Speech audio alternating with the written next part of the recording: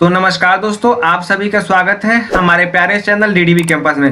दोस्तों, आपने आज का जो थंबनेल देखा है कि हम किस टॉपिक पे बात करने वाले हैं, तो आपने सही देखा है। आज हम ग्राफ यानी जो 9th और 10th में जो ग्राफ बनाने की इक्वेशंस आती है, हम ग्राफ कैसे बनाते हैं, ग्राफ की वो मुख्य मुख्य कौन सी बातें हैं जो हमें ध्यान रखना अति आवश्यक होता है, तो आज हम उन्हीं के बारे में डिस्कस करने वाले हैं। तो आपसे एक छोटी सी रिक्वेस्ट है कि यदि आप ग्राफ बनाना सीखना चाहते हैं तो आप वीडियो को बिना स्किप किए वीडियो को लास्ट तक देखें।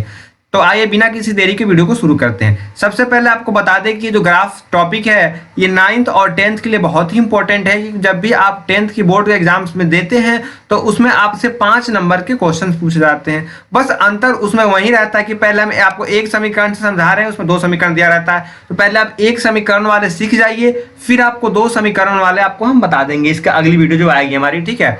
तो सबसे पहले आप देख रहे होंगे कि आपको एक समीकरण दे रखा है x plus 5y is equal to 10। हमें समीकरण दोबारा लिख लेते हैं, x plus 5y is equal to 10। ये हो गया हमारा समीकरण, ये हो गया समीकरण दोस्तों।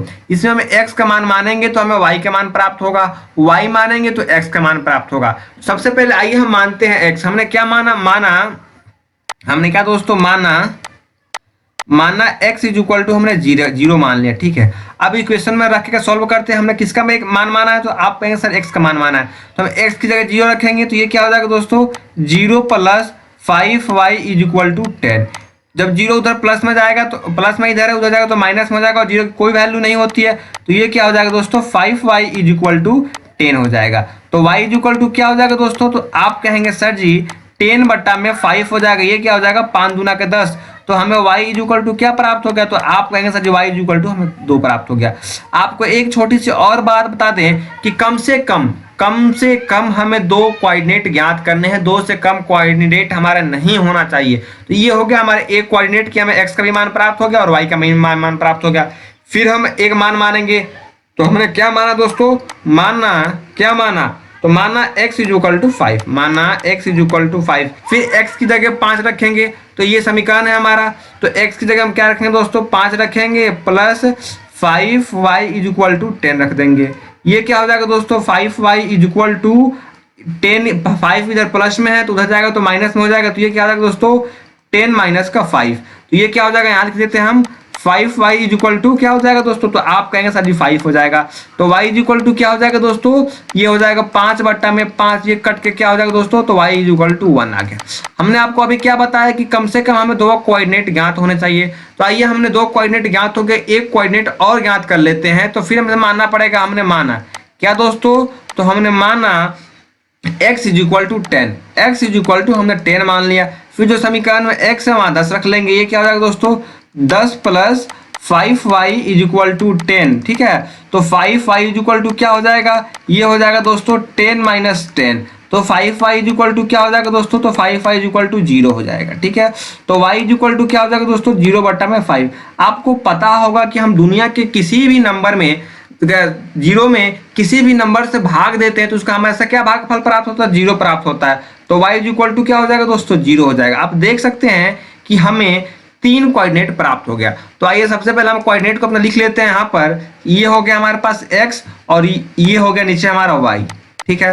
तो हमने x का मान सबसे पहले क्या माना है, तो आप कहेंगे सर जी हमने 0 माना है, क्या माना है 0 माना है।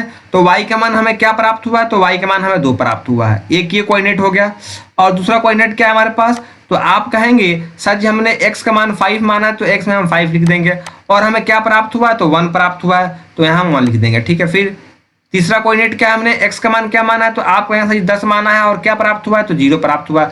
ये हो गए हमारे कोऑर्डिनेट, ठीक है। अब फटाफट आप इस इक्वेशन को सॉल्व करना आप सीख गए होंगे, तो फटाफट आप इस इक्वेशन का सॉल्यूशन नोट करें ताकि हम इसको इरेज करें।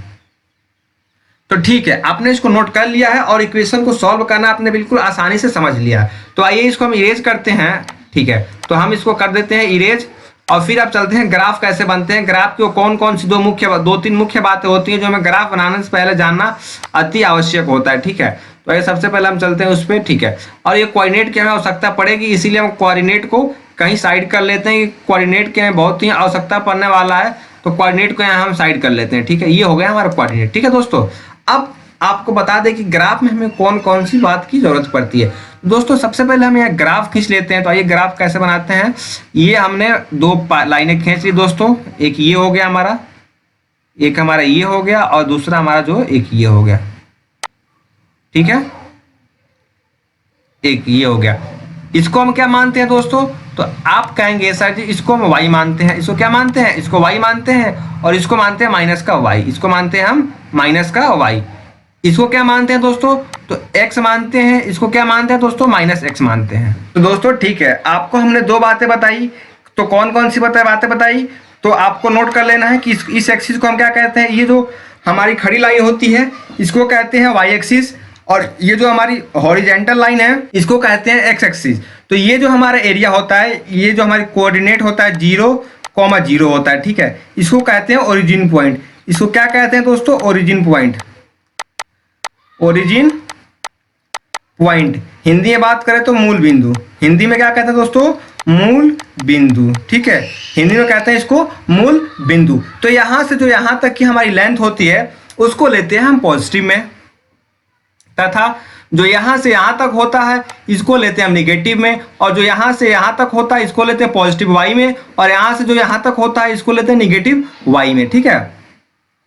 उसके बाद आता है क्वाड्रेंट, कि क्वाड्रेंट कितने होते हैं दोस्तों, क्वाड्रेंट 4 होते हैं। इस क्वाड्रेंट को क्या कहते हैं दोस्तों, फर्स्ट क्वाड्रेंट, इसको क्या कहते हैं हम सेकंड क्वाड्रेंट, और इसको हम क्या कहते हैं दोस्तों, थर्ड क्वाड्रेंट, और इसको हम क्या कहते हैं दोस्तों, फोर्थ क्वाड्रेंट, ठीक है।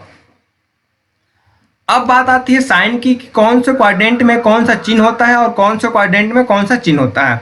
तो बता दें आपको, फर्स्ट क्वाड्रेंट में होता है दोस्तों दोनों ही प्लस होता है, और आपको बता दें कि जो ये पहला होता है ये पहला x का होता है और दूसरा y का होता है। पहला किसका होता है दोस्तों, तो पहला x का होता है और दूसरा y का होता है, और पहले क्वाड्रेंट में दोनों ही पॉजिटिव होते हैं, और दूसरे क्वाड्रेंट में एक निगेटिव होता है और दूसरा पॉजिटिव होता है। मतलब हमने आपको क्या बताया कि ये निगेटिव है, और पहले हम x का लिखते हैं इसलिए हम लिख देंगे नेगेटिव और इसको लिख देंगे पॉजिटिव। यानी सेकंड क्वाड्रेंट में क्या रहता है, चिन्ह क्या रहता है दोस्तों, माइनस और प्लस। थर्ड में क्या रहता है दोस्तों, तो थर्ड में जो है दोनों ही माइनस रहता है, और फोर्थ में क्या रहता है दोस्तों, एक में प्लस रहता है और एक माइनस रहता है। दोस्तों ये है हमारे क्वाड्रेंट कितने होते हैं दोस्तों, क्वाड्रेंट 4 होते हैं, और सभी क्वाड्रेंट को में हमने आपको चिन्ह बता दिया है कि पहले क्वाड्रेंट में दोनों प्लस होते हैं, दूसरे क्वाड्रेंट में माइनस प्लस होते हैं, तीसरे क्वाड्रेंट में माइनस माइनस होते हैं, और चौथे क्वाड्रेंट में प्लस माइनस होते हैं। तो आपको ये ग्राफ बनाने से पहले ये 4 चीजें आपको हमेशा याद रहने चाहिए, ठीक है। अब बनाते हैं अपना कोऑर्डिनेट, ये हमारा कोऑर्डिनेट है। अब कोऑर्डिनेट के माध्यम से हम ग्राफ जो है ड्रॉ करते हैं। तो सबसे पहले इसको हम इरेज कर देते हैं, ठीक है। तो हमने इसको कर दिया इरेज, और अब बिल्कुल आसानी से बिल्कुल साफ साफ हम ग्राफ को ड्रॉ करेंगे। आशा करते हैं कि आपको हमने ग्राफ के बारे में जितनी भी बातें आपको बताई है वो बहुत ही अच्छे से आपको समझ में आ गया होगा, ठीक है। अब ग्राफ ड्रॉ करने के लिए क्या करते हैं, हम एक वर्टिकल लाइन लेते हैं दोस्तों। ये हो गया हमारा वर्टिकल लाइन, ठीक है, ये हो गया हमारा वर्टिकल लाइन। अब लेना है एक हॉरिजेंटल लाइन, तो ये ले लिया हमने, हॉरिजेंटल लाइन ले लिया, ठीक है, ये ले लिया हमने हॉरिजेंटल लाइन। और जो हमारे ये होता है, ये क्या होता है, तो ये 0,0 होता है। ये क्या होता है दोस्तों, ये हमारा मूल बिंदु होता है 0,0, इसको ओरिजिन पॉइंट कहते हैं। ये क्या होता है y, ये क्या होता है -y, और ये क्या होता है x, और ये क्या होता है दोस्तों -x, ठीक है। अब हमें संख्या लेनी है कि संख्या हमारी कौन कौन सी होगी। तो आइए हम संख्या ले लेते हैं। तो दोस्तों इसको हम 5-5 का अंतराल ले लेते हैं। इसको मान लेते हैं हम 5, फिर से दोस्तों जो इसको ले लेते हैं हम 10, इसको क्या 10, और इसको ले लेते हैं 15। आपको हमेशा ध्यान रखना है कि जो भी हम डिफरेंस लेंगे और डिफरेंस बिल्कुल इक्वल लेंगे, तो हम 5-5 का डिफरेंस ले लिया, ठीक है। फिर इसको मान लेते हैं 5, फिर इसको मान लेते हैं 10, एंड इसको मान लेते हैं हम 15। ये हो गए हमारे ग्राफ के, ठीक है। अब फिर से इसको हम मान लेते हैं 5 -5, एंड इसको मान लेते हैं -10, ठीक है। इसको मान लेते हैं -5, एंड इसको मान लेते हैं -10, ठीक है। अब हम ग्राफ ड्रॉ करते हैं, ठीक है। तो आप बिल्कुल ध्यान से समझ जाए कि कौन से पॉइंट कहाँ मिल रहा है। तो x में 0 और y में 2, तो x का 0 कहाँ आएगा दोस्तों, यहाँ आएगा, और y में 2 कहाँ आएगा, तो कहीं ना कहीं यहाँ आएगा, y में 2, ये आ गया यहाँ पर आएगा हमारा, y में 2 आएगा, ठीक है। यहाँ हमने, आप बिल्कुल ध्यान से देख सकते हैं, हरी सी एक पॉइंट हमने बना दिया है कि यहाँ जो आएगा क्या आएगा, यहाँ हमारा आएगा कहीं ना कहीं 2 आएगा, ठीक है। फिर x में क्या है, 5 है, और y में 1 है। x में 5 यहाँ है और y में 5 कहीं ना कहीं हमारा यहाँ आएगा, ठीक है। कहीं ना कहीं आया हमारा यहाँ आएगा, ठीक है। अब क्या है, x में 10 है और y में 0 है, x में 10 और y में 0 है, यहाँ आएगा, ठीक है दोस्तों, यहाँ पर आएगा, ठीक है। अब हम इसको बिल्कुल सीधी लाइन से ड्रॉ कर देते हैं। तो आइए इसको सीधी लाइन से ड्रॉ करते हैं, बिल्कुल यहाँ से हम ये एंड ये दोस्तों, बिल्कुल हम जो है ये जो हमारी 3 लाइनें, सॉरी थोड़ा सा ऊपर हो गया है, ये जो है ना ये बिल्कुल हम तीनों बिंदु को एकदम साथ लेकर के चलेंगे। तीनों जो हमारे बिंदु प्राप्त होंगे दोस्तों, ये तीनों बिंदु को बिल्कुल हम साथ लेकर के चलेंगे और ये हो गया हमारे ग्राफ ड्रॉ। और ग्राफ ड्रॉ करने के बाद यहाँ अपने समीकरण को लिख देते हैं। समीकरण क्या था हमारा, x + 5y = 10, मतलब कि इस समीकरण का ये ग्राफ है दोस्तों। ये था हमारी ग्राफ बनाने की पहली विधि कि जब एक समीकरण दिया हो तो उस समीकरण का ग्राफ हम कैसे ड्रॉ करते हैं। दोस्तों हम आशा करते हैं ये वीडियो ग्राफ बनाना आपको बहुत ही अच्छे से समझ में आया होगा। अगर समझ नहीं आया होगा तो इसकी अगली वीडियो आएगी, उसमें आपको 100% ही समझ में आ जाएगा। तो ये वीडियो आपको कैसी लगी कमेंट करके कमेंट बॉक्स में जरूर बताएं। मिलते हैं नई वीडियो में, तब तक के लिए जय हिंद, जय भारत।